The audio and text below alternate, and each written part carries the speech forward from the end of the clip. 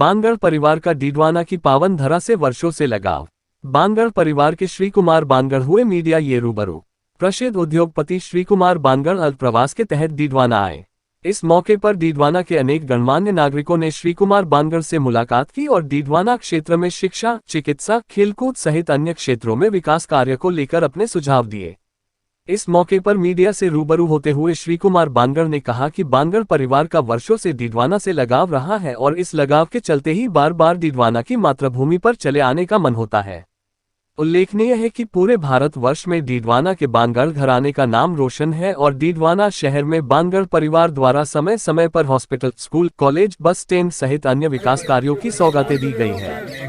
उन्होंने कहा कि डीडवाना एवं यहाँ के लोगों से बांगड़ परिवार का जुड़ाव होने की वजह से ही बार बार डीडवाना आने का मौका मिलता है। बांगड़ परिवार की ओर से पूर्व में अनेक विकास कार्य डीडवाना की पावन धरा पर करवाए गए हैं और आगे भी आमजन की सुविधा के लिए विकास कार्य करवाए जाएंगे। पिछले कुछ सालों से डीडवाना में काफी विकास हुआ और सरकार भी विकास के लिए प्रयास कर रही है।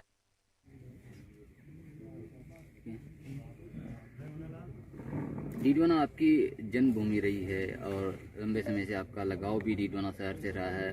आपके पूर्वजों की ही देन है कि डीडवाना आज इतनी प्रगति पे है। क्या कहेंगे, आज आप लंबे समय बाद में यहाँ के आम जनता से भी मुखातिब हुए हैं और कुछ प्रपोजल भी लोगों ने आपको दिए हैं। डीडवाना अक्षर आपने राइटली कहा कि जन्मभूमि, और मैं तो जब भी आता हूँ, मेरा जो जन्म स्थान है, जो मंदिर है हमारा, वो झालरिया मठ का, उसके बिल्कुल बगल में ही है। जब भी आता हूँ तो चेष्टा रहती है कि अभी भी जो मेरे कितने दोस्त लोग आए तो सबको एक बार लेके जाता हूँ वहाँ पे, देखो यहाँ जन्मभूमि है। तो बड़ा एक अच्छा लगता है, गौरव लगता है कि चलो हम लोग, मेरा जन्म स्थान भी डीडवाना है। डीडवाना से नहीं, हम जन्म स्थान भी डीडवाना है। और अभी डीडवाना आने में बड़ी ऐसा प्रसन्नता होती है, बड़ा मन में बड़ी शांति लगती है। और प्रपोजल में तो कितनी बातें हुई है, कुछ हमेशा कुछ कार्य होता रहता है। डीडवाना की जो भी नीड होती है उसके हिसाब से कोई भी रिक्वेस्ट आती है, अब कॉलेज से आवे या हॉस्पिटल से आवे या और कोई आवे, कुछ चेष्टा रहती है कि कुछ डीडवाना की एक्टिविटी में ऐड होता रहे। अब अभी कुछ प्रपोजल आए हैं तो प्रपोजल पे विचार करके थोड़ा देखेंगे। और हमेशा इच्छा ही रही रहती है कि जो भी नीड है डीडवाना की, इस पर जो भी सहयोग हो सके उस सहयोग में कुछ हम लोगों का कंट्रीब्यूशन ऑलवेज रहे।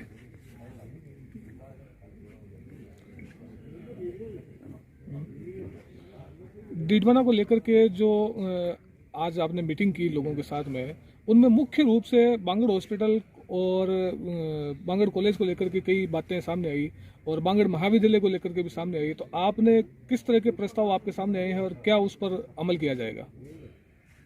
बांगड़ जो कॉलेज है गर्ल्स की, उसके बारे में कोई प्रस्ताव आया था, वो हम लोगों ने उसको एक्सेप्ट भी कर लिया। एक वॉलीबॉल ग्राउंड बनाने की एक रिक्वेस्ट थी, उस रिक्वेस्ट को उनको एक्सेप्ट कर लिया, उनको अनाउंस भी कर दिया कि नहीं भाई बांगड़ कॉलेज जो है उसमें बास्केटबॉल की नीड हो तो बास्केटबॉल बने, लेकिन बास्केटबॉल जो बने वो इंटरनेशनल स्टैंडर्ड का हो और उसमें जो भी सहायता होगी वो हम लोग पूर्ण रूप से करेंगे। तो उसका हमने आगे बढ़ा दिया प्रपोजल।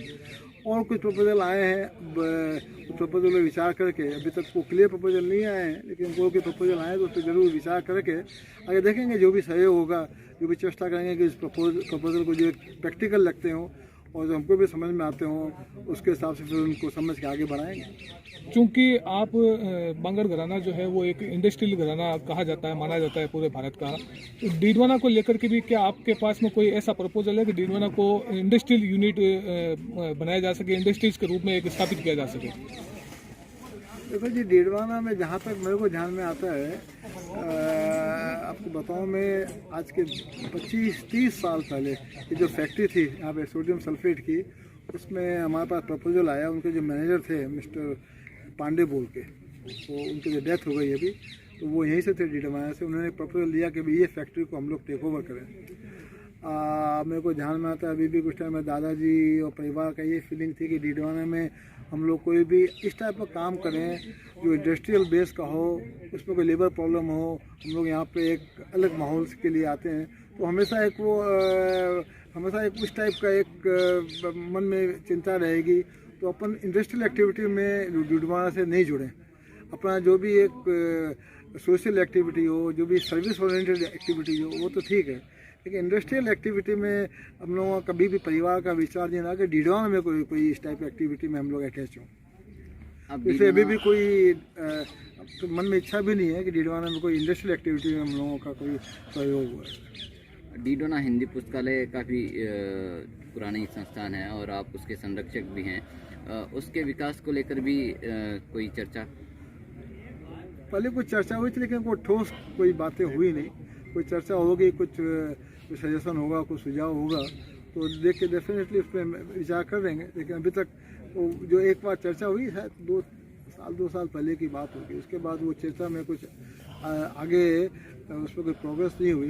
तो वो कोई ऐसी बात होगी तो डेफिनेटली कोई ज़रूर इच्छा रहेगी कि अपना कुछ पुस्तकालय का इस टाइप पर कोई भी बात होती है तो उसमें जो भी सहयोग हो, उसके डेवलपमेंट में, उसके अपलिफ्टमेंट में, उसकी जो इंफ्रास्ट्रक्चर के अंदर में कोई भी दरकार होगी तो उसके सहयोग के लिए लगता है कि इंटरेस्ट हो सकेगा और उस पर कोई स्पेसिफिक प्रपोजल होगा तो देख के समझेंगे चीज़ को। पुस्तकालय के बारे में कोई चीज़ हो, आजकल ऐसे भी डिजिटल वर्ल्ड के अंदर में पुस्तकालयों की नीड बहुत कमती हो गई, इसलिए पुस्तकालयों को सपोर्ट करना एक बहुत ही एक मन में लगता है कि एक बड़ा अच्छा कॉज है।